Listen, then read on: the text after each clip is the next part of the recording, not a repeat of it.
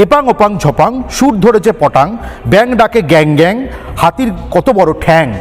এবার আমি এই কবিতাটা কেন পড়লাম? দেখুন, ঠ্যাংয়ের পেছনে এরকম নিরলস সাহিত্য চর্চা এবং ভাস্কর্য চর্চা পৃথিবীর মধ্যে আজ অব্দি কেউ দেখায়নি। আমাদের প্রাক্তন মুখ্যমন্ত্রী মমতা বন্দ্যোপাধ্যায় কিন্তু নিরলসভাবে ঠ্যাং নিয়ে সাহিত্য চর্চা এবং ভাস্কর্য চর্চা করে গেছেন। হতে পারে কিছু জনের কাছে ওই যে মূর্তিটা রাখা ছিল যুবভারতীর বাইরে, ওটা খুব বিদঘুটে লেগেছে, কিন্তু আপনাদের তো বুঝতে হবে দুটো আস্ত ঠ্যাং, তার উপর একটা ফুটবল, তার উপর একটা বল লেখা। এটা তো কোনো একটা মাথা থেকে বেরিয়েছে, কোনো একটা দর্শন থেকে তো বেরিয়েছে। সে দর্শনটাকে ছোট করলে তো চলবে না, কারণ মুখ্যমন্ত্রী মমতা বন্দ্যোপাধ্যায় কিন্তু ইস্ট জর্জিয়া ইউনিভার্সিটি বলে একটা জালি ইউনিভার্সিটি থেকে পিএইচডি করেছেন। খালি সেখানেই থামেননি উনি 2018 সালে কলকাতা বিশ্ববিদ্যালয় থেকে ডিলিট পেয়েছেন। কেন?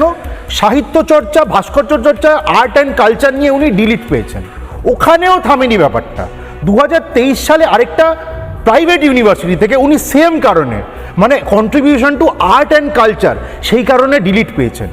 এমন একজন ভদ্রমহিলা নিরলস পরিশ্রম করে ওরকম দুটো ঠ্যাং ডিজাইন করলে, তার উপর একটা সুন্দর ফুটবল বসালেন, সেটা নিয়ে আমরা কেনই বা এরকম মূর্তিটা কার ছিল বলছি।